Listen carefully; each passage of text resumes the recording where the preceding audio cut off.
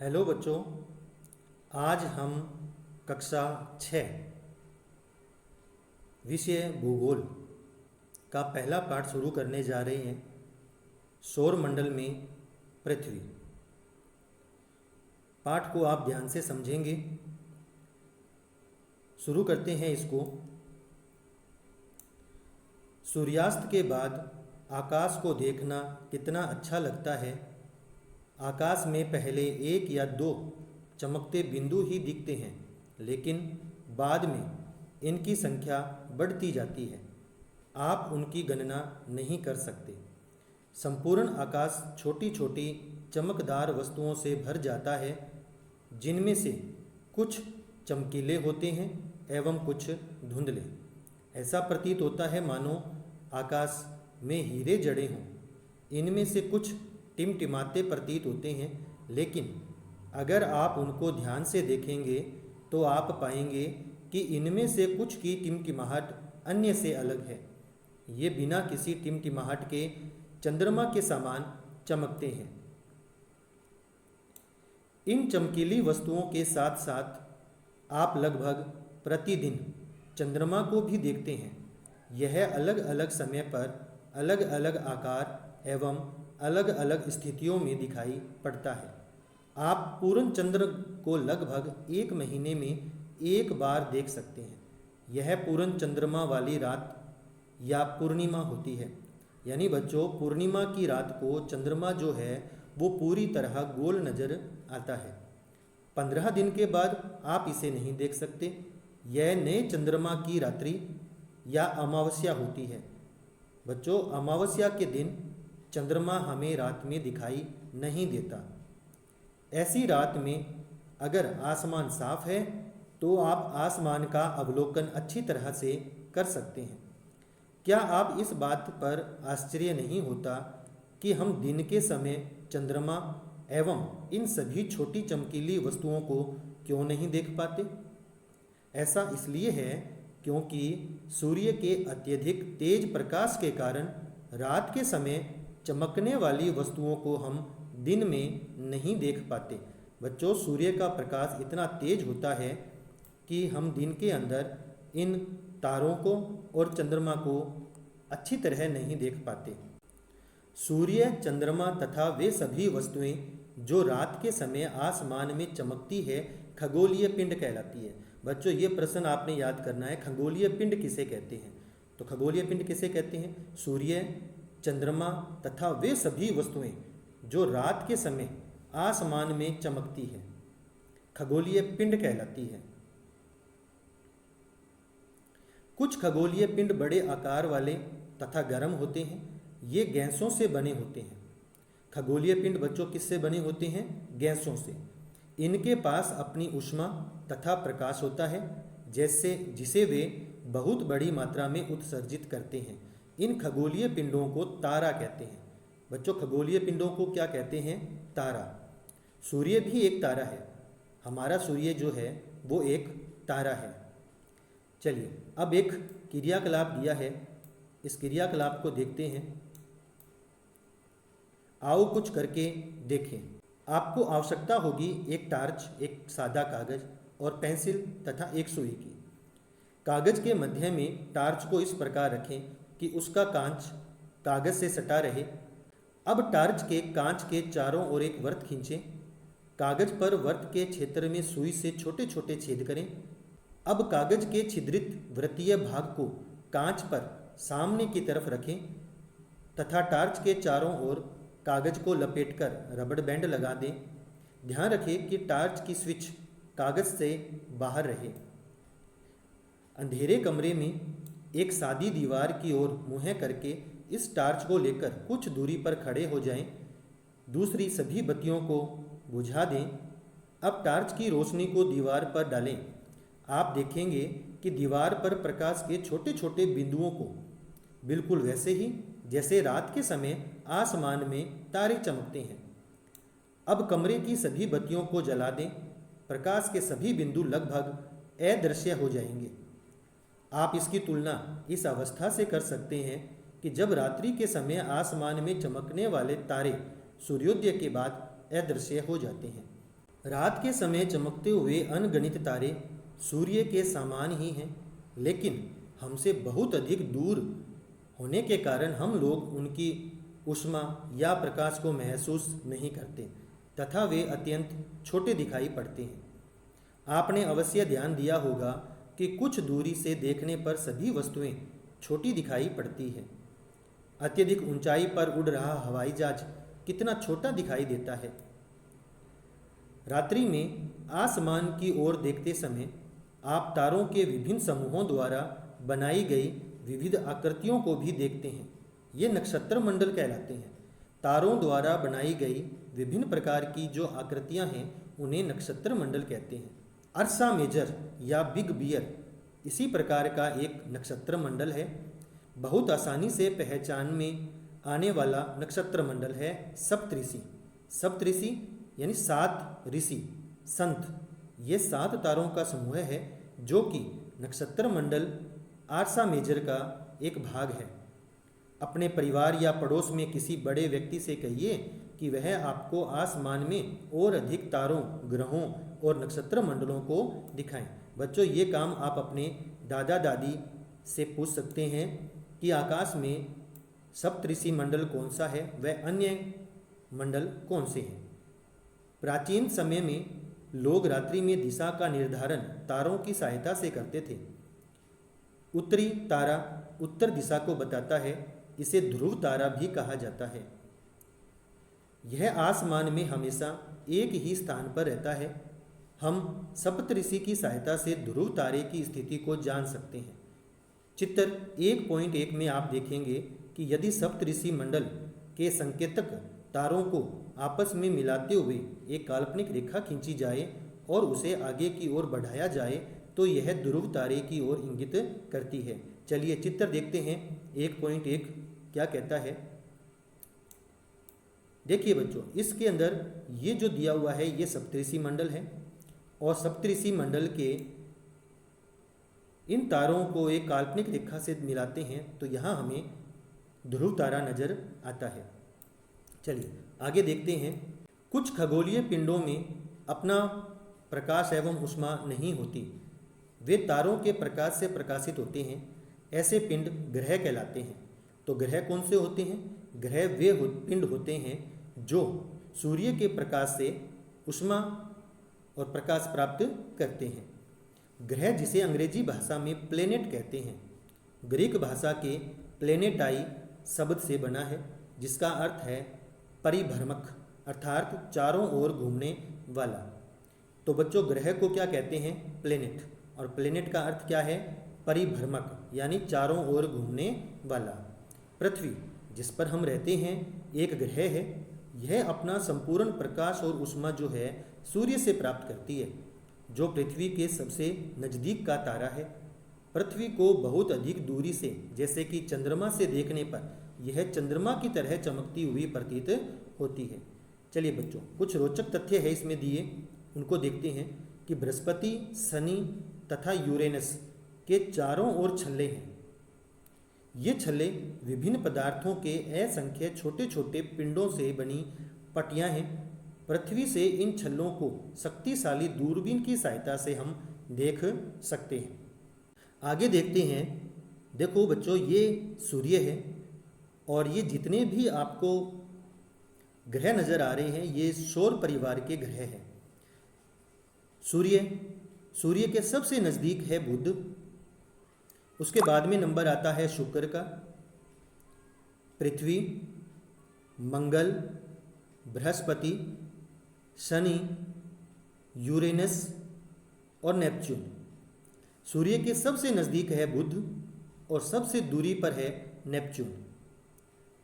सौर परिवार में सबसे बड़ा ग्रह है बृहस्पति। सूर्य से अगर हम दूरी के आधार पर देखें तो सबसे पहले आता है बुध, फिर आता है शुक्र और फिर आता है पृथ्वी। यानी पृथ्वी ग्रह जो है ये सूर्य से दूरी के आधार पर तीसरा ग्रह है। और अगर हम आकार के आधार पर देखें तो यह 5वां सबसे बड़ा ग्रह है हमारा पृथ्वी। चलिए कुछ तथ्य हैं, इनको देख लेते हैं। देखिए, बुध सूर्य के चारों ओर एक परिक्रमण 88 दिन में करता है और अपने अक्ष पर घूर्णन 59 दिन में पूरा करता है। दूसरा ग्रह आता है शुक्र। शुक्र के चारों ओर एक परिक्रमण 255 दिन में करता है और अपने अक्ष पर घूर्णन जो है ये 243 दिन में करता है। अगला ग्रह है पृथ्वी। सूर्य के चारों ओर एक परिक्रमण 365 दिन में पूरा करता है और अपने अक्ष पर घूर्णन 1 दिन में करता है। पृथ्वी के चंद्रमा है एक। अगला ग्रह आता है मंगल। सूर्य के चारों ओर एक परिक्रमण 687 दिन में पूरा करता है और अपने अक्ष पर घूर्णन जो है ये 1 दिन में पूरा करता है। मंगल ग्रह के चंद्रमा की संख्या है 2। तो बच्चों बुध और शुक्र ग्रह के कोई चंद्रमा नहीं है। इसके अलावा बुध, शुक्र, पृथ्वी, मंगल इन ग्रहों को आंतरिक ग्रह कहते हैं। ये सूर्य के बहुत नज़दीक है और चट्टानों से बनी है। चलिए आगे देखते हम बृहस्पति ग्रह और शनि ग्रह को। बृहस्पति सूर्य के चारों ओर एक परिक्रमण 11 साल 11 महीने यानी लगभग 12 साल में पूरा करता है। अपने अक्ष पर घूर्णन जो है 9 घंटे 56 मिनट में पूरा करता है। चंद्रमा की संख्या इसकी 53 है लगभग। अगला ग्रह है शनि। सूर्य के चारों ओर एक परिक्रमण 29 साल 5 महीने में पूरा करता है और अपने अक्ष पर घूर्णन 10 घंटे 40 मिनट में पूर्ण करता है। इसकी चंद्रमा की संख्या भी लगभग 53 है। अगला ग्रह है यूरेनस। सूर्य के चारों ओर एक परिक्रमण 84 साल में पूरा करता है, यानी यूरेनस को सूर्य का एक चक्कर लगाने में 84 साल का समय लगता है और अपनी जगह घूमने में यानी अपने अक्ष पर घूर्णन में 17 घंटे 14 मिनट का समय लगता है। इसकी चंद्रमा की संख्या लगभग 27 है। अगला ग्रह है नेपच्यून। सूर्य के चारों ओर एक परिक्रमण 164 साल में पूरा करता है, यानी सूर्य के चारों ओर चक्कर 164 साल में लगाता है, जबकि अपने अक्ष पर घूर्णन 16 घंटे 7 मिनट में पूरा करता है और इसके चंद्रमा की संख्या है 13। बृहस्पति, शनि, यूरेनस और नेपच्यून ये जो ग्रह है ये बाह्य ग्रह है, सूर्य से बहुत दूर है और बहुत बड़े आकार के हैं। ये गैस और तरल पदार्थ के बने हुए हैं। आगे देखते हैं, आसमान में दिखने वाला चंद्रमा एक उपग्रह है। यह हमारी पृथ्वी का सहचर है तथा इसके चारों ओर चक्कर लगाता है। हमारी पृथ्वी के समान 7 अन्य ग्रह हैं जो सूर्य से प्रकाश एवं ऊष्मा प्राप्त करते हैं। उनमें से कुछ के पास अपने चंद्रमा भी है। चलिए सबसे पहले हम देखते हैं सौरमंडल। सूर्य, 8 ग्रह, उपग्रह और कुछ खगोलीय पिंड जैसे कि क्षुद्र ग्रह और उल्का पिंड मिलकर सौरमंडल का निर्माण करते हैं। उसे हम सौर परिवार का नाम देते हैं जिसका मुखिया सूर्य है। चलिए, क्या आप जानते हैं पौराणिक रोमन कहानियों में सोल सूर्य देवता को कहा जाता था? तो रोमन कहानियों के अनुसार सूर्य देवता को क्या कहा जाता था? सोल कहा जाता था। सौर शब्द का अर्थ है सूर्य से संबंधित, इसलिए सूर्य के परिवार को सौर मंडल कहा जाता है। सौर शब्द का उपयोग करते हुए और अधिक शब्दों को हम लिख सकते हैं। चलिए सबसे पहले हम बात करें सूर्य की। सूर्य सौर मंडल के केंद्र में स्थित है। यह बहुत बड़ा है एवं अत्यधिक गर्म गैसों से बना है। इसका खिंचाव बल इससे सौर मंडल को बांधे रखता है। सूर्य सौर मंडल के लिए प्रकाश एवं ऊष्मा का एकमात्र स्रोत है, लेकिन हम इसकी अत्यधिक तेज ऊष्मा को महसूस नहीं करते क्योंकि सबसे नज़दीक का तारा होने के बावजूद यह हमसे बहुत दूर है। सूर्य पृथ्वी से लगभग 15 करोड़ किलोमीटर दूर है। तो बच्चों, सूर्य से पृथ्वी की दूरी कितनी है? लगभग 15 करोड़ किलोमीटर। आगे देखते हैं ग्रह। हमारे सौर मंडल में 8 ग्रह हैं। सूर्य से दूरी के आधार पर वे हैं बुध, शुक्र, पृथ्वी, मंगल, बृहस्पति, शनि, यूरेनस तथा नेपच्यून। सूर्य से उनकी दूरी अनुसार अंग्रेजी में ग्रहों के नाम याद रखने के तरीके दिए हुए हैं। My, very, efficient, mother, just served us nuts.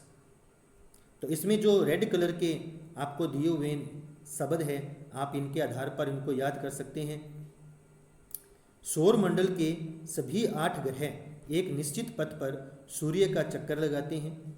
ये रास्ते दीर्घवृत्ताकार में फैले हुए हैं, ये कक्षा कहलाते हैं। यानी सूर्य के चारों ओर दीर्घवृत्ताकार आकृति को हम कक्षा कहते हैं। बुध सूर्य के सबसे नज़दीक है। अपनी कक्षा में सूर्य के चारों ओर एक चक्कर लगाने में इसे 88 दिन का समय लगता है। सूर्य के चारों ओर चक्कर लगाने में बुध ग्रह को 88 दिन लगते हैं। शुक्र को पृथ्वी का जुड़वां ग्रह कहा जाता है। पृथ्वी का जुड़वां ग्रह कौन सा है? पृथ्वी का जुड़वां ग्रह है शुक्र, क्योंकि इसका आकार और आकृति लगभग पृथ्वी के समान है।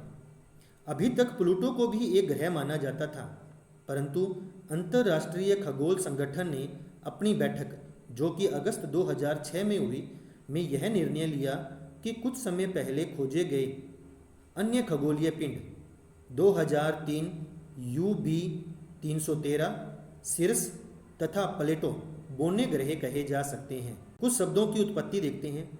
ऐसे बहुत से शब्द जिनका उपयोग हम एक भाषा में करते हैं, अक्सर वे दूसरी भाषाओं से लिए गए शब्द हो सकते हैं। उदाहरण के लिए जियोग्राफी एक अंग्रेजी शब्द है। यह ग्रीक भाषा से लिया गया है, जिसका अर्थ है पृथ्वी का विवरण। तो जियोग्राफी शब्द का अर्थ क्या है? पृथ्वी का विवरण। यह 2 ग्रीक शब्दों से मिलकर बना है, जिसमें जी का अर्थ है पृथ्वी और ग्राफिया का अर्थ है लिखना। आइए पृथ्वी के संबंध में और अधिक हम जानते हैं। देखो, जियो प्लस लॉजी, जियो और लॉजी, अगर इन 2 शब्दों को मिलाते हैं तो जिसका अर्थ बनता है पृथ्वी का अध्ययन। जियोमेट्री का अर्थ है पृथ्वी का मापन। जियोआइड का अर्थ है पृथ्वी के आकार के अनुरूप। क्या आप जानते हैं, रात में आसमान को देखकर मनुष्य हमेशा से मोहित हुआ है। खगोलीय पिंडों एवं उनकी गति के संबंध में अध्ययन करने वालों को खगोल शास्त्री कहते हैं। आर्यभट्ट प्राचीन भारत के प्रसिद्ध खगोल शास्त्री थे। उन्होंने कहा था कि सभी ग्रह तथा चंद्रमा परावर्तित सूर्य प्रकाश के कारण चमकते हैं। आज विश्व के सभी भागों में खगोलविद ब्रह्मांड के रहस्यों को खोजने में लगे हैं। आगे देखते हैं पृथ्वी। सूर्य से दूरी के हिसाब से पृथ्वी तीसरा ग्रह है। आकार में यह 5वां सबसे बड़ा ग्रह है। तो बच्चों, सूर्य से दूरी के हिसाब से पृथ्वी तीसरे नंबर पर आता है और आकार के अंदर अगर देखें तो यह 5वां सबसे बड़ा ग्रह है। यह ध्रुवों के पास थोड़ी चपटी है। यही कारण है कि इसके आकार को भू-आभ कहते हैं। भू-आभ का अर्थ है पृथ्वी के समान आकार। जीवन के लिए अनुकूल परिस्थितियां संभवतः केवल पृथ्वी पर ही पाई जाती है। पृथ्वी न तो अधिक गर्म है और न ही अधिक ठंडी। यहाँ पानी एवं वायु उपस्थित है जो हमारे जीवन के लिए आवश्यक है। वायु में जीवन के लिए आवश्यक गैसें जैसे ऑक्सीजन मौजूद है। इन्हीं कारणों से पृथ्वी सौर मंडल का सबसे अद्भुत ग्रह है। चलिए यहाँ देखते हैं, क्या आप जानते हैं प्रकाश की गति लगभग 3 लाख किलोमीटर प्रति सेकंड है। प्रकाश की गति कितनी है? 3 लाख किलोमीटर प्रति सेकंड। इस गति के बावजूद सूर्य के प्रकाश को पृथ्वी तक पहुंचने में लगभग 8 मिनट का समय लगता है। लगभग 8 मिनट, सही देखें तो 8 मिनट 20 सेकंड का समय लगता है। अंतरिक्ष से देखने पर पृथ्वी नीले रंग की दिखाई पड़ती है, क्योंकि इसके 2/3 भाग पर पानी की सतह से ढकी है, इसलिए इसे नीला ग्रह कहा जाता है। अगला देखते हैं चंद्रमा। हमारी पृथ्वी के पास केवल एक उपग्रह है, चंद्रमा। इसका व्यास पृथ्वी के व्यास का केवल 1/4 है। यह इतना बड़ा इसलिए प्रतीत होता है क्योंकि यह हमारे ग्रह से अन्य खगोलीय पिंडों की अपेक्षा नज़दीक है। यह हमसे लगभग 3,84,400 किलोमीटर दूर है। पृथ्वी से चंद्रमा की दूरी 3,84,400 किलोमीटर है। अब आप पृथ्वी से सूर्य और चंद्रमा की दूरी की तुलना कर सकते हैं। रोचक तथ्य देखते हैं। नील आर्मस्ट्रॉन्ग पहले व्यक्ति थे जिन्होंने 20 जुलाई 1969 को सबसे पहले चंद्रमा की सतह पर कदम रखा। मालूम करें कि क्या कोई और भी भारतीय चंद्रमा पर गया? नहीं, अभी तक कोई भी अन्य भारतीय चंद्रमा पर नहीं गया है। उपग्रह एक खगोलीय पिंड है जो ग्रहों के चारों ओर उसी प्रकार चक्कर लगाता है जिस प्रकार ग्रह सूर्य के चारों ओर चक्कर लगाते हैं। तो उपग्रह ग्रह जो होते हैं वो सूर्य के चारों ओर चक्कर लगाते हैं, जबकि उपग्रह इन ग्रहों के चारों ओर चक्कर लगाते हैं। मानव निर्मित उपग्रह एक कृत्रिम पिंड है। यह वैज्ञानिकों के द्वारा बनाया गया है जिसका उपयोग ब्रह्मांड के बारे में जानकारी प्राप्त करने एवं पृथ्वी पर संचार माध्यम के लिए किया जाता है। इसे रॉकेट के द्वारा अंतरिक्ष में भेजा जाता है एवं पृथ्वी की कक्षा में स्थापित कर दिया जाता है। अंतरिक्ष में उपस्थित कुछ भारतीय उपग्रहों के नाम हैं इनसेट, IRS, एडुसेट इत्यादि। यहाँ जो चित्र दिया है बच्चों, इसे देखें। पृथ्वी से रॉकेट का प्रक्षेपण किया जा रहा है। रॉकेट का पृथ्वी पर गिरना यानी इसके वे भाग जो अंतरिक्ष में आगे नहीं जाते उन्हें यहाँ अलग कर दिया जाता है। फिर उपग्रह का कक्षा में प्रवेश करवा दिया जाता है, उपग्रह स्थापित कर दिया जाता है। चलिए यहाँ कुछ देखते हैं। जीव एवं पौधों को जीवित रहने तथा विकास करने के लिए किन तत्वों की आवश्यकता होती है? जीव तथा पौधों को जीवित रहने तथा विकास करने के लिए ऑक्सीजन, जल, भोजन, सौर ऊर्जा की आवश्यकता होती है। चलिए यहाँ देखें हम। चंद्रमा पृथ्वी का एक चक्कर जो है लगभग 27 दिन में पूरा करता है। चंद्रमा पृथ्वी के चारों ओर एक चक्कर 27 दिन में पूरा करता है और लगभग इतने ही समय में यह अपने अक्ष पर भी एक चक्कर पूरा करता है। इसके परिणाम स्वरूप पृथ्वी से हमें चंद्रमा का केवल एक ही भाग दिखाई पड़ता है। चंद्रमा की परिस्थितियाँ जीवन के लिए अनुकूल नहीं है। इसकी सतह पर पर्वत, मैदान, गड्ढे हैं जो चंद्रमा की सतह पर छाया बनाते हैं। पूर्णिमा के दिन चंद्रमा पर इसकी छाया को देखा जा सकता है। क्षुद्र ग्रह चित्र दिया है बच्चों, ये क्षुद्र ग्रह है। तारों, ग्रहों एवं उपग्रहों के अतिरिक्त असंख्य छोटे पिंड भी सूर्य के चारों ओर चक्कर लगाते हैं। इन पिंडों को क्षुद्र ग्रह कहते हैं। क्षुद्र ग्रह जो है मंगल और बृहस्पति की कक्षाओं के बीच पाए जाते हैं। वैज्ञानिकों के अनुसार क्षुद्र ग्रह के ही भाग होते हैं जो कि बहुत वर्ष पहले विस्फोट के बाद ग्रहों से टूटकर अलग हो गए थे। उल्का पिंड सूर्य के चारों ओर चक्कर लगाने वाले पत्थरों के छोटे छोटे टुकड़ों को उल्का पिंड कहते हैं। कभी कभी ये उल्का पिंड पृथ्वी के इतने नज़दीक आ जाते हैं कि इनकी प्रवृत्ति पृथ्वी पर गिरने की होती है। इस प्रक्रिया के दौरान वायु के साथ घर्षण होने के कारण ये गर्म होकर जल जाते हैं। फलस्वरूप चमकदार प्रकाश उत्पन्न होता है। कभी कभी कोई उल्का पूरी तरह जले बिना पृथ्वी पर गिरती है जिससे धरातल पर गड्ढे बन जाते हैं। क्या आपने तारों वाले खुले आकाश में एक ओर से दूसरी ओर फैली चौड़ी पट्टी की तरह एक चमकदार रास्ते को देखा है? यह लाखों तारों का समूह है। यह पट्टी आकाशगंगा मिल्की वे है। हमारा सौरमंडल इस आकाशगंगा का एक भाग है। हमारा सौरमंडल आकाशगंगा का एक भाग है। प्राचीन भारत में इसकी कल्पना आकाश में प्रकाश की एक बहती नदी से की गई है। इस प्रकार इसका नाम आकाशगंगा पड़ा था। आकाशगंगा करोड़ों तारों, बादलों तथा गैसों की एक प्रणाली है। चित्र में देखो बच्चों, ये जो है आकाशगंगा का एक चित्र दिखाया गया है।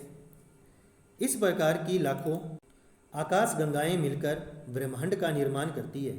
ब्रह्मांड की विशालता की कल्पना करना अत्यधिक कठिन है। वैज्ञानिक अभी भी इसके बारे में अधिक से अधिक जानकारी एकत्र करने में जुटे हैं। इसके आकार के संबंध में हमें कोई जानकारी नहीं है, लेकिन फिर भी हम जानते हैं कि हम सभी इसी ब्रह्मांड का हिस्सा है। क्या आप ब्रह्मांड के साथ अपना संबंध बता सकते हैं? आप पृथ्वी पर हैं तथा पृथ्वी सौर मंडल का एक भाग है। हमारा सौर मंडल आकाशगंगा मिल्की वे का एक भाग है जो ब्रह्मांड का हिस्सा है। ब्रह्मांड से जुड़े इस तथ्य पर विचार कीजिए कि इसमें लाखों आकाशगंगाएं मौजूद हैं। चित्र में अपना स्थान कहाँ है? तो देखो बच्चों, चित्र के अनुसार हम पृथ्वी पर हैं। पृथ्वी के ऊपर सौरमंडल है, फिर आकाशगंगा है और फिर ब्रह्मांड। यानी ब्रह्मांड का एक भाग आकाशगंगा, आकाशगंगा के अंदर सौरमंडल और सौरमंडल में हमारी पृथ्वी और पृथ्वी पर हम। उम्मीद है आपको यह वीडियो पसंद आया होगा। पसंद आया है तो आप इसे लाइक करें, शेयर करें और अपने दोस्तों तक जितना हो सके इसे शेयर करें।